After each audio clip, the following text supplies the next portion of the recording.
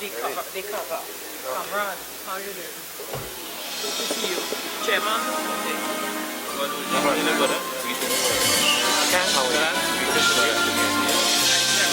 You know. Pleased to meet you, sir. Dr. Rowley is here, huh? So,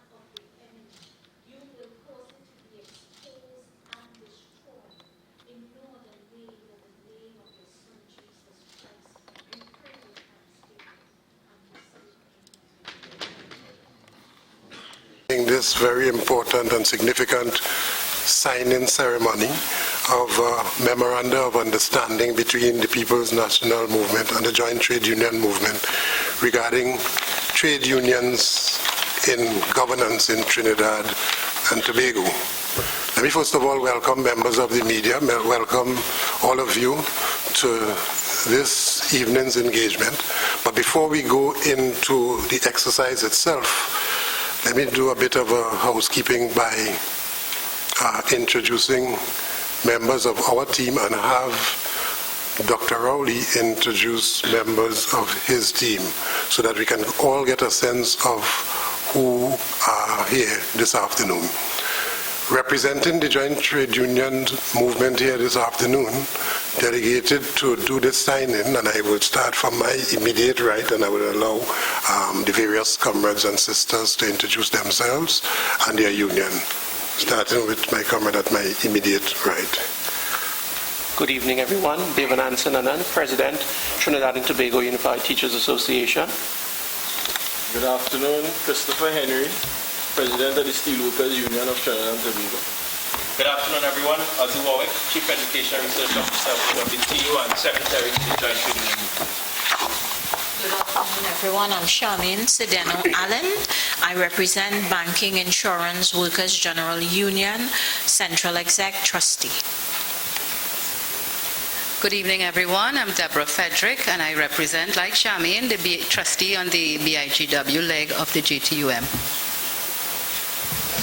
Pleasant afternoon. Shiraz Khan, President, Trinidad and Tobago Farmers Union. Good evening, Michael Prentice, First Vice President of Amalgamated Workers Union. Good afternoon, everyone. Marlene Sanatan, Organizing Officer, BIGU. Good afternoon. My name is Satigajada Ines, Vice President of the Oilfield Workers Trade Union.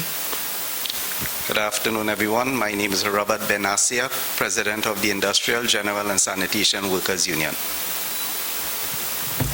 Good afternoon. My name is Cassandra Tommy of Amalgamated Workers Union. Good afternoon. I am Jennifer Julian, Executive Member of the Amalgamated Workers Union.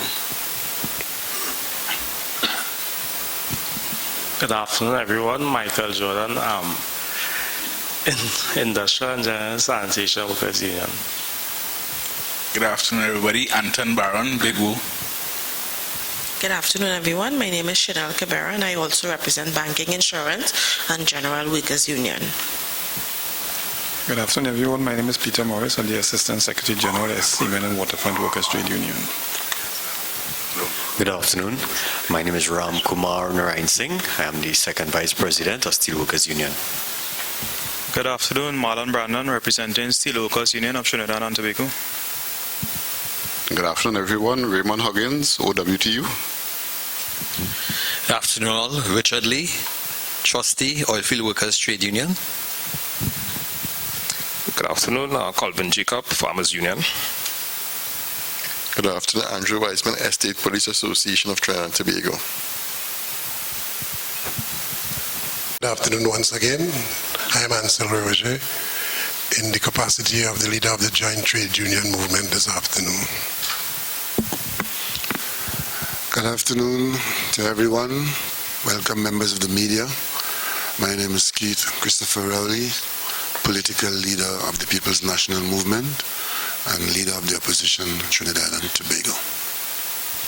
Good afternoon all. Franklin Khan, Party Chairman, People's National Movement. Good afternoon, everyone. Jennifer Bettis Primus, Labor Relations Officer, and also the Chairman of the Labor Relations Committee of the People's National Movement.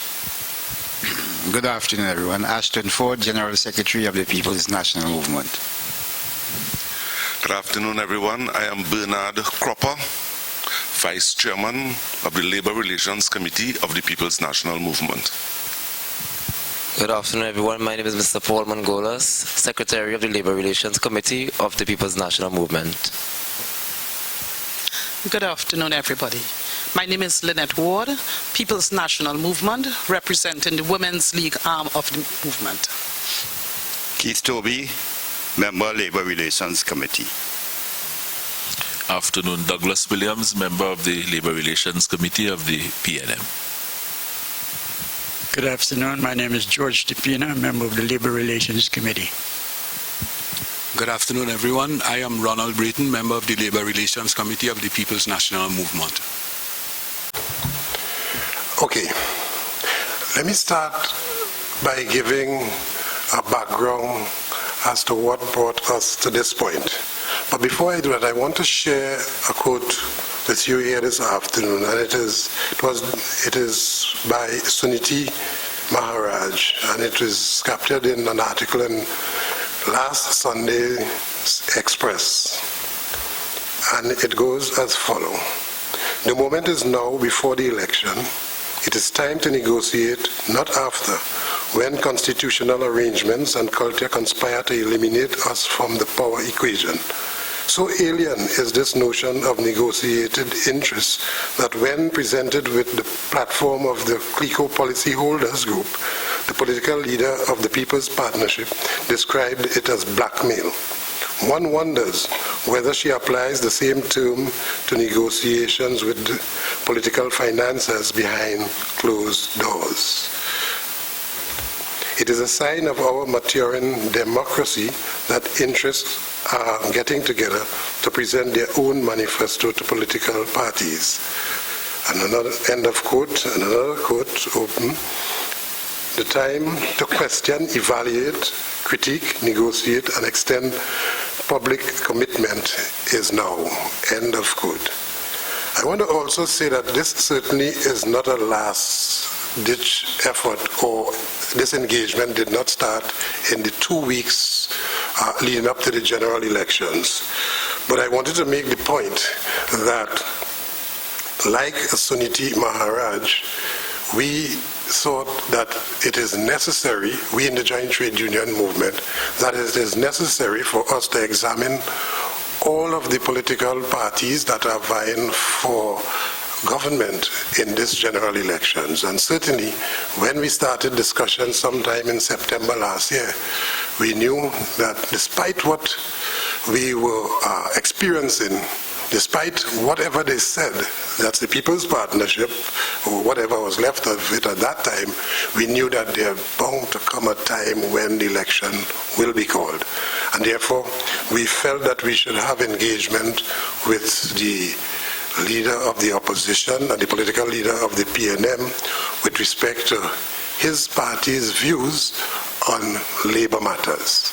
And we also felt that a similar approach to be taken with the leader of the ILP and the leader of the MSJ. And so said, so done.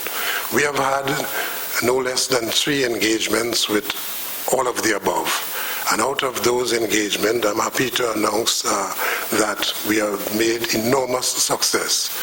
Suffice it to say that the MSJ is not contesting this general elections, so we are left with 2 political parties, and 2 political parties that are contesting. We will be signing this memorandum of understanding with them. This evening is the evening we are going to sign the Memorandum of Understanding with the People's National Movement.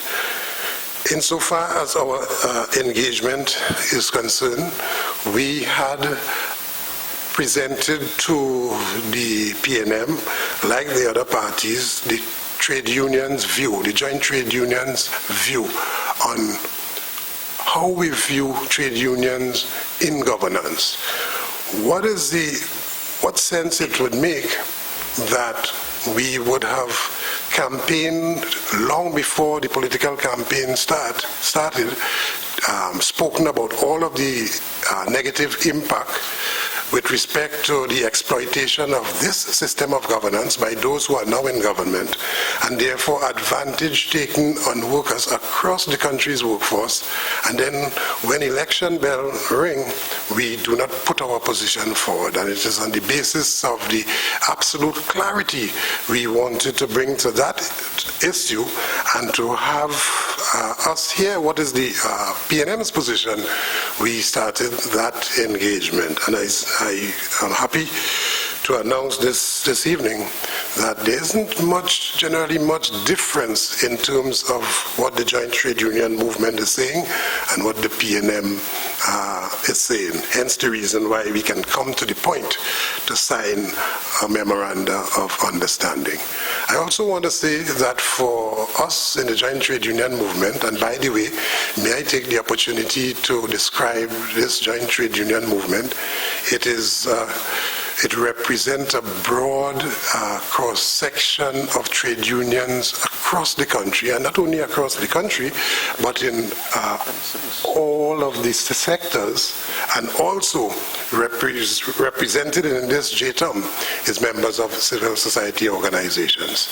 So it does not restrict itself to one umbrella movement or the other, but rather seeks to have representation coming from unions and civil society across the country and in all of the sectors: energy, finance, agriculture, manufacturing, and so on and so on. Well represented, and I thought that we make that point to negate any naysayers that might seek to pigeonhole us in some corner or the other. All right, so having said that we are now at this point where we feel that it will be beneficial to our members in the first instance, the workers that we represent, the sectors that we represent, and as a result of that level of representation, we will be able collectively to contribute to the country's development. Remembering only that it is with industrial peace and tranquility and labor movement, a country's labor movement prepared to put their shoulders to the wheel, to go forward to contribute to the country's development. It is only with that section, with a like-minded government in place, coming together, it is only then that the country can benefit from such a coming together. Let me also make the point, emphatically this evening, that this is not an endorsement of any political party. It is not an endorsement with respect. It is not an endorsement of the PNM or the ILP, but rather it is us examining what their position is on labor and they examining our position on labor with respect to governance and coming together with one commonality and so on. So it ought not to be confused, nor am I going to leave any room for confusion. These days in Trinidad and Tobago, if we produce anything at all, we produce confusion makers. And so with absolute clarity, we want to make this point this afternoon. However, I will hasten to add that we in the JTUM will be doing, as we had been doing, a thorough examination of all of the political parties, and in this case we now have 3. But in the case of those who we are signing memoranda of agreement with, PNM and the ILP, we will be doing a thorough examination and advise our members as to who has the best policy on labor and whose policy seek to promote, advance, protect, insulate the interests of those whom we represent. So it is in the workers' interest that we engage at this point, and therefore that we will have something to hold as a means of commitment going forward. Let me also say that we took a decision very early, not to, and I say this without fear of contradiction or even fear of condemnation, that we took a conscious decision not to have any dialogue whatsoever with the People's Partnership or the UNC or whatever remains of that configuration, simply because they were given the task, and I think I need to make this point, they were given the task and the opportunity. Indeed, they had committed to implement all of the workers' agenda back in 2010. But like many other commitments and promises, it fell flat. Not only that it fell flat, but very early we saw the deception in that commitment.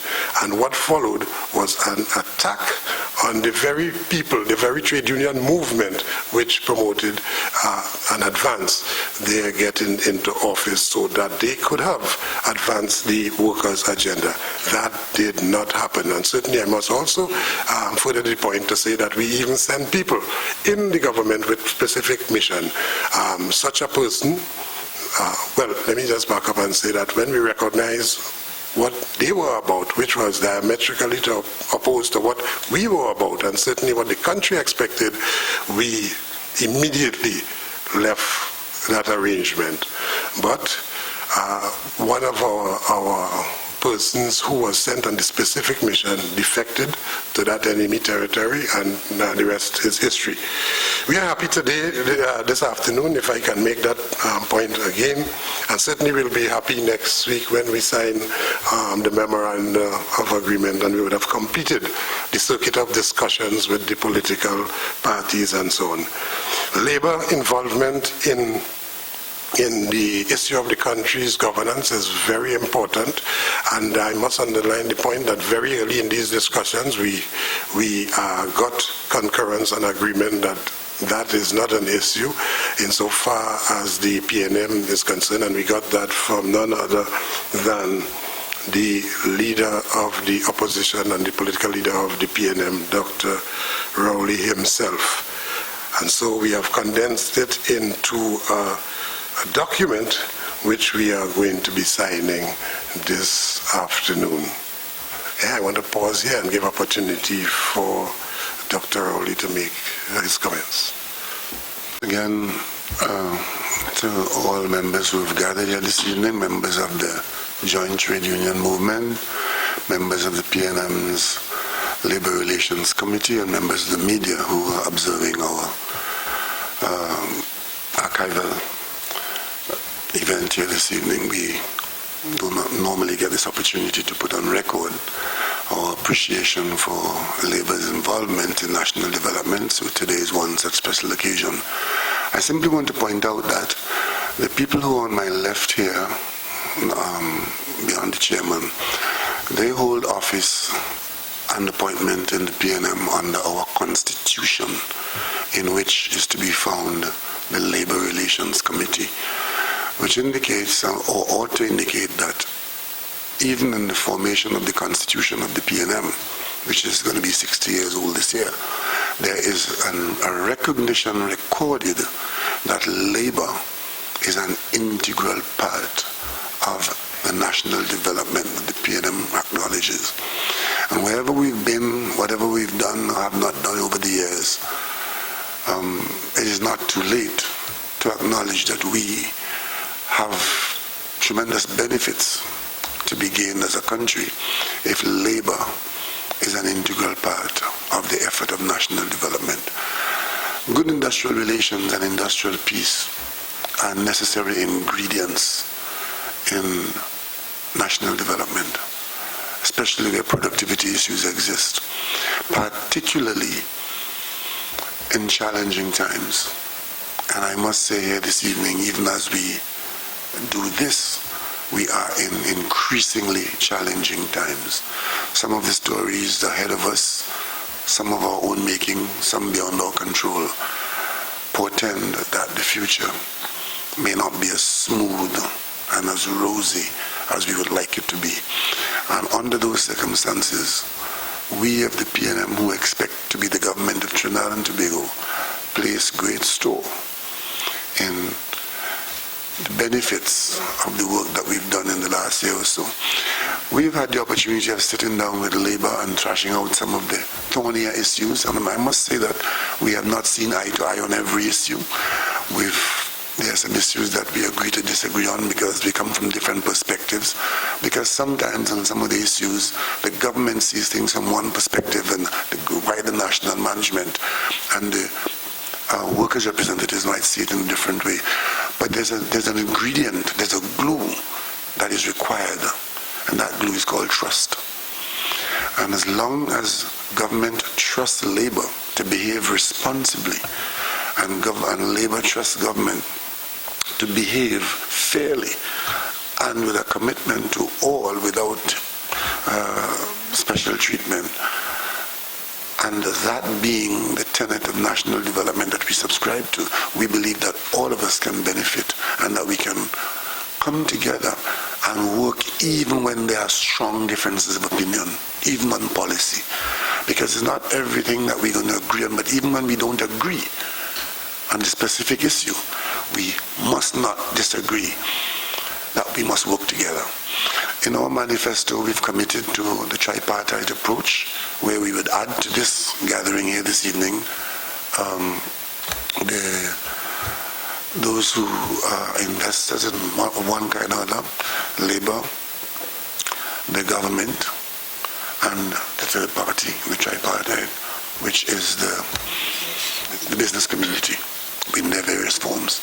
The business community may come in a variety of forms, but the bottom line is they form that third leg of the tripartite. And we expect to maintain this dialogue that took us to this point today.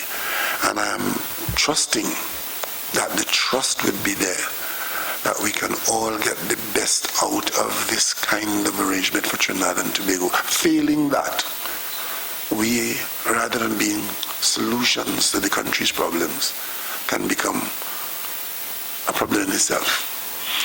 We are sufficiently well informed, I would think, that labor in the 21st century might not be the same as it was in the 19th and early 20th century. And by the same token, governance in the 21st century might not be what it was at the turn of the last war. So we know that there are times when we have to view things differently. We of the PNM believe that, especially since the government has such a large reach within our economy, and there are so many people dependent on government policy, not the least of which are a lot of people who are represented by the various trade unions here this evening, that good governance is a prerequisite for improvement in the quality of life of the people of Trinidad and Tobago. And it's against that background that we have sat and discussed at length, and we have now reduced to writing the principles of what in effect is an agreement to work in a particular way. It's a memorandum of understanding. It's not a contract that says you are bound to do this particular thing. It's an understanding of principles. And when you read this document, I would be surprised if there are many people who will disagree with the principles embodied within. And it's against that background that we'll sign today, offering and committing to work in a particular way with labor and hopefully to be joined by business and together as people who are responsible for national development to work in a responsible way for an outcome that will benefit every single citizen in Trinidad and Tobago.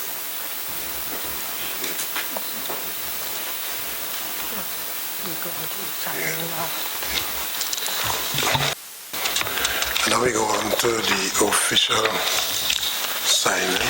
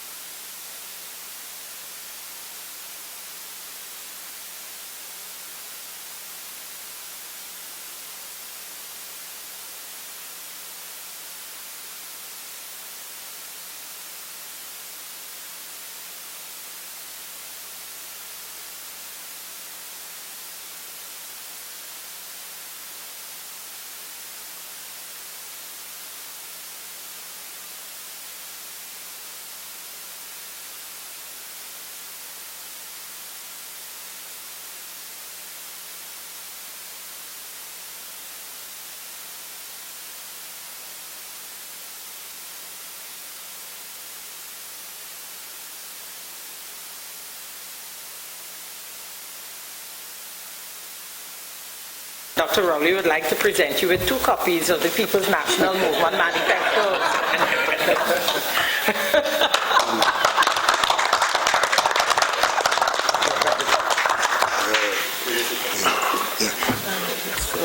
We would also give the commitment to peruse very carefully this document and advise accordingly. Thank you very much. No.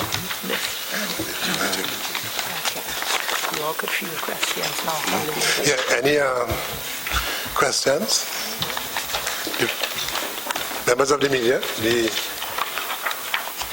opportunity is here for any questions you may have.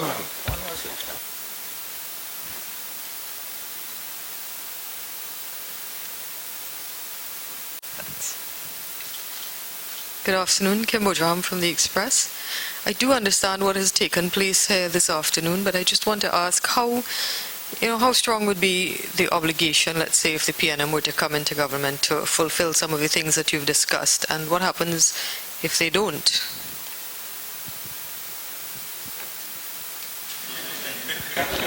I'm going to answer the first part, and we'll give Labour the second part. There's a commitment to subscribe to the principles recorded in this Memorandum of Understanding. It is every intention of ours to be guided in the conduct of public policy by the principles recorded therein. I think that we have to, first of all, understand that there must be a commitment to honesty and integrity and good governance.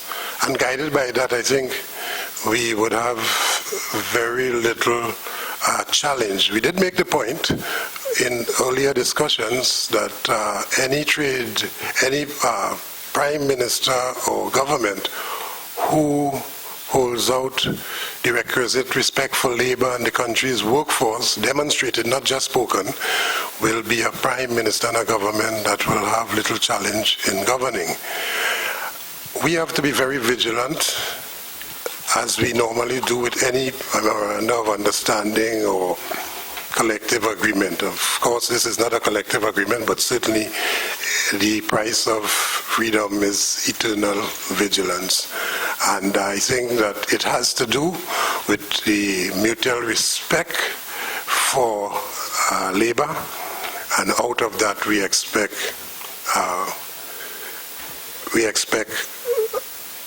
to be able to deal with any challenges that comes up.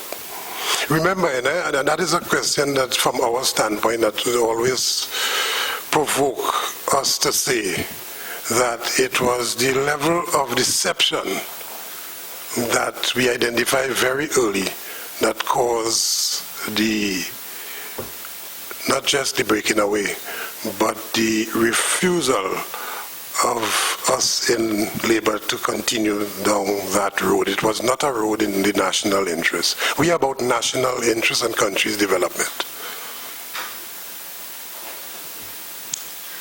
What has been the thing affecting workers, I'll just use the general term workers, in this country that the present government would have failed to address, that has been causing the labor movement the most anxiety that you all would have brought up in your discussions with these parties that you're signing with? Yeah.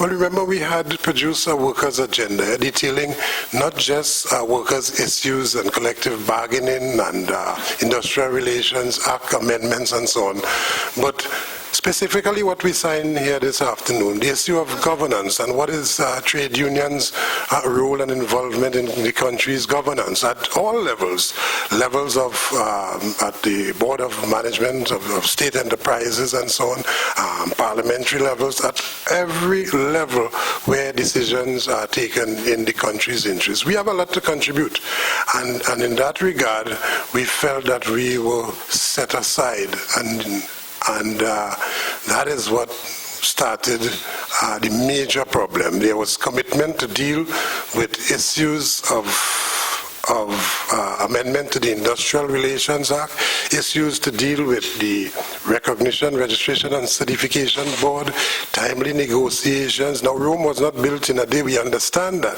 but if you didn't start, you could never finish. And therefore, theirs was the approach that they would attack, and that when we stood up and with clarity say, hey, you're going the wrong way. This is not what we signed up for. Certainly, this is not what was expected. Therein lies the problem and the confrontational approach, and I'm sure that there would be nobody here to disagree that this was the most confrontational government that this country has ever experienced, certainly that the labor movement has ever experienced. And let me just say that if there was never a commitment, there would never have been such high levels of expectation. There was a serious commitment to implement the workers' agenda, which some of them were part and party to. You have Rudy Indarsing, he's Minister of, what is his ministry he holds at this time? Minister in the Ministry of Finance. And you had Minister MacLeod, himself the Minister of Labour. Both of them contributing to the workers' agenda on that day, April 18, 2010, and taking on board the commitment to implement, going as far as sending him, I made the point earlier, MacLeod and Indarsing to ensure implementation. So you could well imagine what had happened to our feelings when we saw they taking another road. There's no guarantee here, but at the same time, for the first time, we are signing off on defined principles of agreement captured in the Memorandum of Understanding. And I think that this time around, having witnessed, and this is my personal feeling, having witnessed the the abyss that this country sank into as a result of poor governance, I think that any government coming after will stay far away from that as possible. We certainly want to assist them in staying far away from that. Okay. Clifton Chattock Newsday. I just want to ask you, Mr. Roger, through the signing of this agreement here today, does that sort of also imply that JTUM and the PNM are more in sync with some of the economic policies that the PNM is proposing? I see that, for example, the Revenue Authority is something previously with some sections of the labor movement didn't have an issue with, had some issues with, and you may be aware that the Prime Minister recently claimed that if this body comes in, it will cost public sector workers jobs and so on. So could we safely say that perhaps through your discussions with the PNM that perhaps a little bit more clarity has been brought to labor on these particular issues, and maybe there's a bit of a harmonization going on here? Maybe I should, just to make sure that we are keeping the conversation straight, the statement made by the Prime Minister is a very gratuitous and incorrect statement. The Revenue Authority is no prescription for job losses.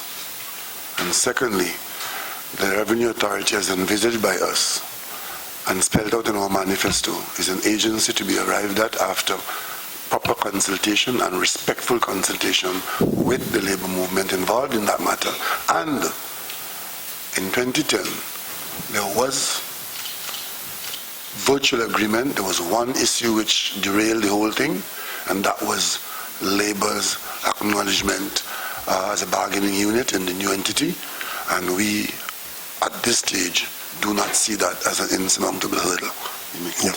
Well, I was about to say that I don't take anything that the Prime Minister's say seriously. She opened a hospital without equipment and without personnel, without workers, without anybody.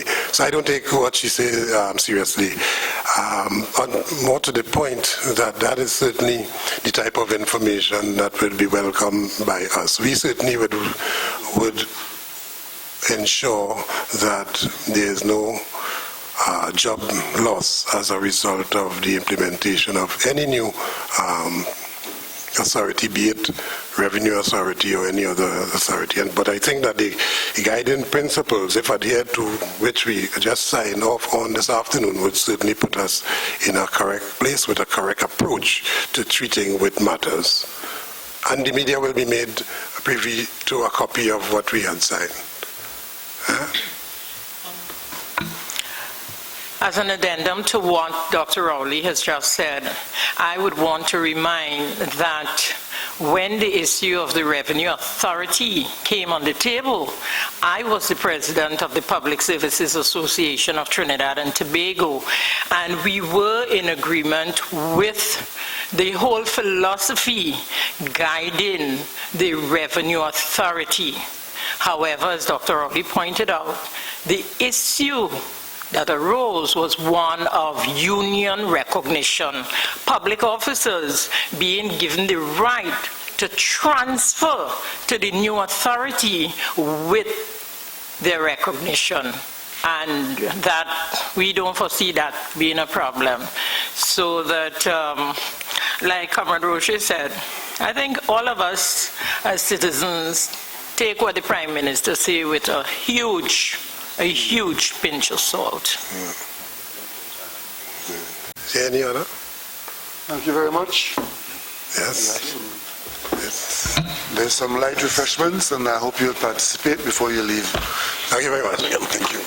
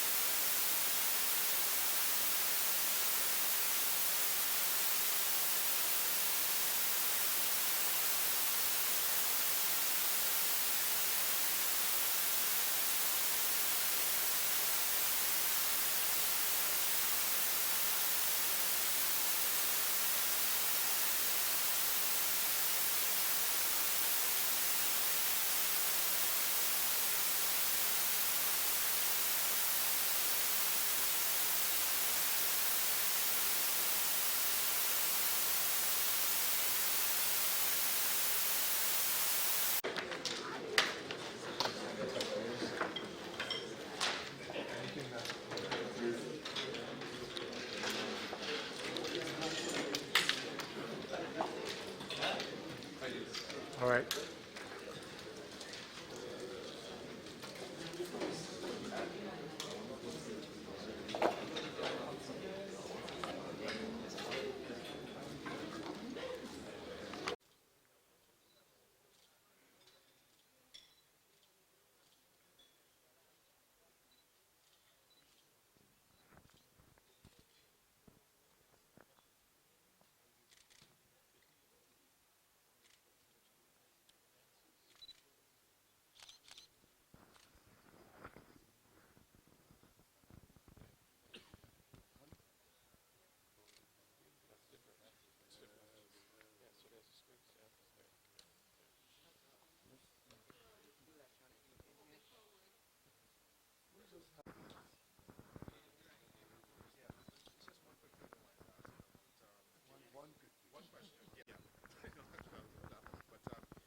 Your response to the statement issued today by the Integrity Commission, I mean, we know your issues that you raised recently with them, but do you think, having read the statement that they have issued today, have they addressed any of the concerns that you raised? No, the statement is not anything unusual. It says nothing that we don't know. But maybe I shouldn't say that. It indicates that they expanded their staff to deal with matters. And they pointed out that they are coping with large numbers of declarations dating back to the last century. But the bottom line is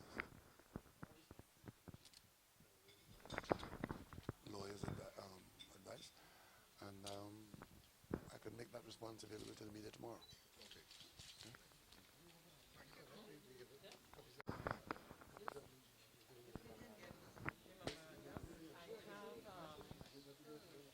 Yeah, we don't have copies for all members. Arlene would send it electronically for you all.